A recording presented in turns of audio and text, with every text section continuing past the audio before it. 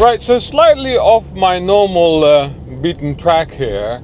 I've just been having a thought about something, and I thought I would share it with you guys. And it's the idea that the car is going to be replaced very soon.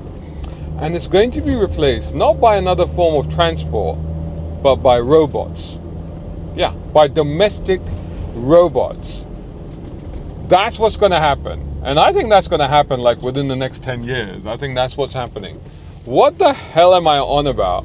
Why am I saying that? Well, I tell you what, let's get into that discussion right after this. A brown car guy.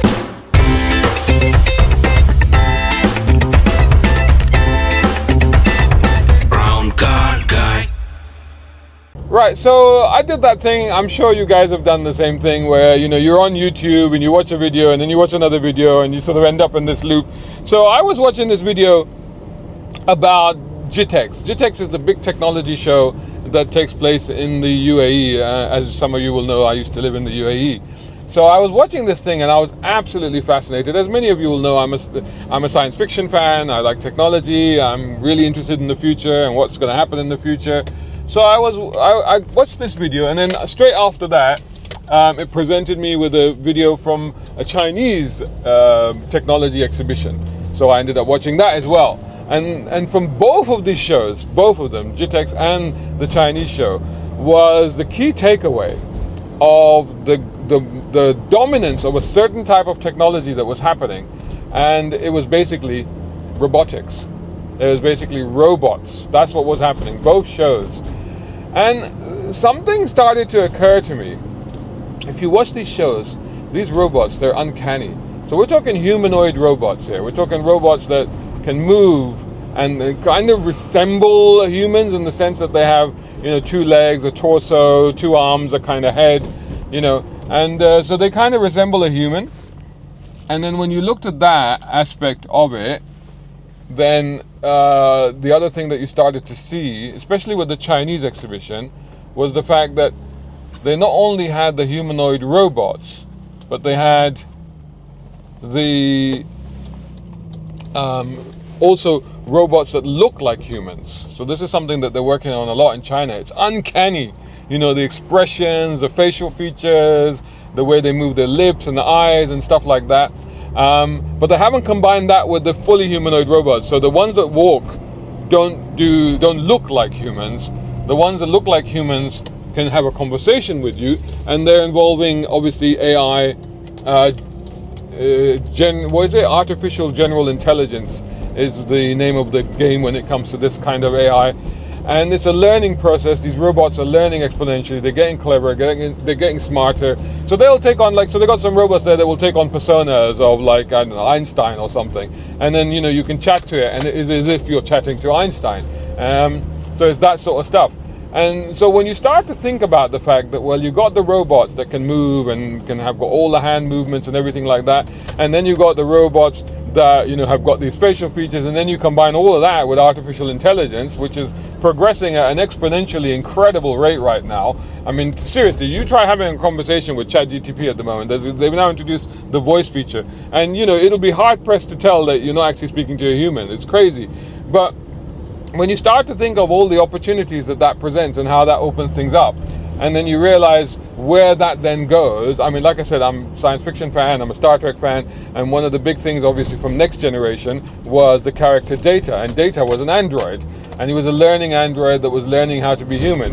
In storytelling mythology, he was basically Pinocchio. He was the robot, or the wooden boy that wanted to be a human. He was the robot that wanted to be a human, and the reality is that was set in the 24th century, and even then you were like, he's certain things that he couldn't do contractions and stuff like that when he was talking. Hope you're enjoying this video. If you are, make sure you hit that like button, comment, share, tell the world. We're getting so close to the advent of this technology where we are going to have these robots, and I think this is going to happen really, really soon. And not only is it going to happen really soon, but I think within the next year, in fact the indications from these shows are that within next year you'll be able to buy these domestic robots. And in fact, even prices were being bandied about in these videos. For example, they were talking about pricing ranging from about $25,000 up to $100,000 to buy your own robot. When you think of it in those terms, then what you're saying here is that, think of the price term, right? And what you're thinking about then is that that's the price of a new car these days. That's the price of a new car these days. That's what that is. So when you think of it in those terms, you start to think of something quite incredible. Obviously, nobody's going to fork out $25,000 on a robot. Well, some people are. If you're super rich, then you will. $100,000, you will. But most people, like, they buy cars. And don't forget that these companies are investing so much money in creating these domestic robots, want to be able to sell them. And want to be able to sell them in quantity. So if you look at the model that you have for car ownership, second biggest investment people make after buying a house is a car. If you're talking about a domestic robot, they will be costing as much as a car. So you can very easily then put two and two together and go, well, actually, then what is going to happen is that people are going to start to lease cars, lease robots, just in the same way that they lease cars, they're going to lease robots. The road's closed that way, so I'm going to go like the other way. They're going to lease robots. So in essence, you see what I'm getting at, that basically we're going to replace cars with robots as our big purchase. And why are we going to do that? Don't we need a car? Well, no, because this is what's happening, right? This is the whole threat to car culture, car enthusiasm, all the rest of it. Look at what's happening in society now, especially since COVID happened. More and more people now are working from home. So there's not that much need. And even like in London, we have the situation where, there are buildings that are emptying out in central London because companies have just closed them up because they're just like, well, we don't need them anymore. People work from home. Why are we spending all that money in running and maintaining an expensive office building in the middle of, one of the most expensive cities in the world? When we don't need it, when people are just working from home. And so this is what's happening. And you think of it that way, then people are working from home. They don't need to go out to buy stuff as much because everything is delivery, right? How much stuff do you order from Amazon? We tend to order a lot of stuff from Amazon. So instead of doing the old thing where you'd go out for a day and you go in the shops until you found the thing that you were looking for and check, now you just go online and you find stuff and you just order it and it just turns up at your door, right? So, and even that's going to be, even there are drones. So for example, in the UAE, I know that there are these little drone robots, I think in America as well, where, you order your shopping and they're bringing your shopping to you. So more and more of that is going to happen. So what does all of that mean? What am I getting at? What I'm getting at is that ultimately what's going to happen is that there's less and less need for us to go out. So as we're not going out, ultimately people are going to start thinking, is like, why do I have a car? Why am I spending money on a car? Don't forget, not everybody's a car enthusiast. Car enthusiasts feel the need to own cars. But for everybody else, a car is a necessity. It's something that they need to have because they need to go places. But if they're not going places, and with the development of driverless cars, Uber driverless cars technology, which you're going to have, so you're going to have like ride-sharing services that are completely automated. That's going to come within 10 years as well. Then at that point, you're going to start to think, well, do I really need to own a car? And I think for a lot of people, they're like, well, the convenience of a car that just sits outside that you don't hardly use compared to a domestic robot that looks after everything for you, that lives with you, that looks after everything, that does the cooking, the cleaning, does your banking, your finances, all the stuff that you need, that cares for you and all the rest of it, then you go, well, you know what? You'd rather have that. You'd rather have that, right? I think that is the thing. Now, point to make here. Now, keeping in mind that I am a science fiction fan, I can't wait. I mean, I'd line up. I'd have a robot. We definitely have a robot. I can't wait for this technology. I hope I see this technology in my lifetime, and I think I probably will, hopefully, God willing. But keep that in mind. Consider the fact that you're putting these robots into your home. Now, we already talk about the fact that, these phones are watching us and listening to us, and then marketing people are listening to all that data. Imagine how much worse it's going to get when you've got these robots. Because these robots, don't forget, they're not just they're plugged into the internet, they're plugged into the cloud. So there's a robot called Pepper in Japan, which basically was learning how to deal with people visiting these shops. And it was doing that by the fact that there were all these Pepper robots around these different shops. And every time one of the robots had an interaction, it would upload that interaction so all the other robots could learn from that. So you can imagine that the domestic robots will be doing the same sort of thing.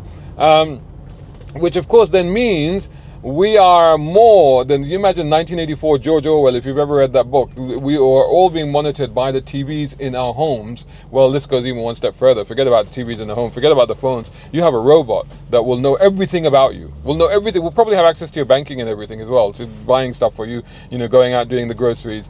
That robot will be connected and they will know everything about you. So just keeping in mind that thought, where I think that it's worth pointing that out as a potential future threat to our privacy and our independence and even our finances, if you think about it. Then coming back to the other issue. Hi guys, I've been writing. This is my first book, a novel, an all-out action thriller, and this one is a collection of 13 stories I've written over the course of 2 decades. The Ulysses Files and The Quantum Races by BC Guy are out now on Amazon.com. So as I was saying, the whole idea of these robots and taking over from cars, A, there seems to be a certain logic to it. B, the robot technology that we once thought was sci-fi and impossible to happen is actually appearing to be far, far closer than we think. And in fact, to be honest, like if you think of the limitations that data seems to have in the 24th century, we actually are going to overcome that, because the AI aspect of these robots is going to be even cleverer or even more socially aware and artistically aware than data initially was in the Next Generation series. So we're probably going to have that. And then C, what that means then is that I mean whoever they is, but these companies that make these robots will have access to basically our entire lives. They will know everything about us. But if you accepted those 3 things, with the proviso that I think the only thing that will hold back robotics at this stage, because the dexterity, the ability, the walking, the moving, the gripping, the thinking, everything, they've got everything. The only thing that is a concern is how are they powered. So the battery is obviously always going to be an issue. How are they charged? How are they powered? How long do they last? So this is always going to be an issue. But solid state batteries are being developed, so that could also be taken care of. So then we come back as a petrolhead to the issue of, well, how does it affect cars? How does it affect car enthusiasts? How does it affect car culture? Well, it pretty much sounds a death knell, to be honest with you, except for one other aspect, if I think about it. Because if you have in society a situation where a lot of your menial everyday task and responsibilities, etc., has been taken away from you because robots are doing it and AI is doing it, then what does that leave you with? Well, it leaves you with free time. It leaves you with leisure time. It leaves you with more time to explore the interests and hobbies and passions that excite you. So all of a sudden you find yourself in a situation, well, I've got a lot more free time on my hand. So all of those people that had that inherent passion for cars, and you think that, well, is such a thing possible? Does such a thing exist? Well, people ask me, like, where did you get, your interest in cars? And honestly, like, I don't know. It just happened. There was nobody my dad didn't even drive. Nobody in my family is, or likely will be interested in cars the way I've always been passionate about them. But so for some people, that passion will still ignite. That will still be there. That will still exist. Whether it's through watching TVs or films or playing games or reading stuff, I think it will still happen. So the thing is that those people will suddenly find themselves with a lot of free time. And then, so maybe it could come back the other way around, is that by having all of this free time and leisure time and all these facilities to make life easier for you, that actually we could see people coming back to car culture. Am I being optimistic? Am I being hopeful? Yeah, possibly. I think that I'm maybe looking for silver linings and maybe like trying to really cling on to them and hang on to them and pull them out of the sky and go, oh, look, there's a silver lining, which actually doesn't exist at all. So it's quite possible. But at the same time, I think it would be a tremendous shame if we can't find a way to have everything have the robotics and the AI and the technology, but also have the visceral experience of enjoying driving and owning and working for some people on a car.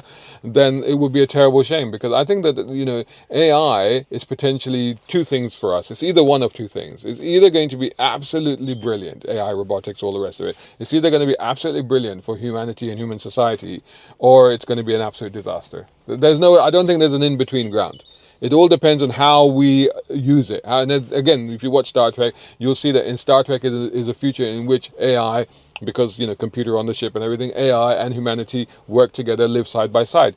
And I think that if we can follow that model and work that way, then we can create a better society, which is what is depicted in those shows.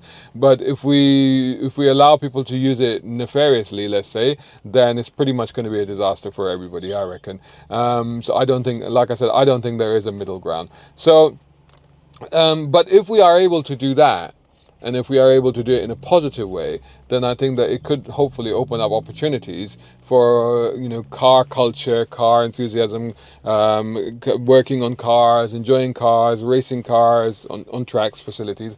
I'm sure that maybe we'll only be allowed to drive them in certain places, etc. in the future. That could well happen, but maybe it'll open that up for us. But in the meantime, I would say that I think that this is what we're heading for, and I think that that's going to happen sooner than everybody thinks. I think that within the next decade, people are going to start going, you know what, I'm not going to buy a new car, I don't need a car anymore, but hey, one of those robots, whoa. Tell me what you think. I would love to hear your comments on this, and I'll catch you all in the next video.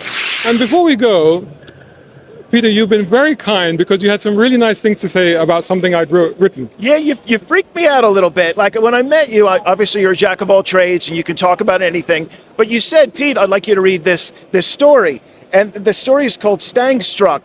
And I start reading it. I'm actually getting, this sounds weird, but I'm getting chills, because it was like he lived in the car, because he described different things that these cars, if you're used to them, they do. They all have idiosyncrasies, but he hit every nail on the head in terms of the idiosyncrasies of the car, how they act and how they perform. And I felt like I was driving the car with his character. Phenomenal. He's got a wonderful book called Quantum Races, which is a group of his short stories. The guy writes brilliantly. I promise you, I'm not just saying it. The book is worth the price just for Stang Struck. Wonderful, wonderful book. Peter, thank you. It means a lot. It means a lot coming from you. I mean, you know your Mustangs. I try, but you hit the nail on the head. I really enjoyed reading it, and thank you. Shout out time, guys. Thank you so much. Hey, if you enjoy my content, why not get involved? Buy me a coffee. You can do that at either of these links. Or if you're watching on YouTube, buy me a thanks or take out a membership. It all helps. It really does.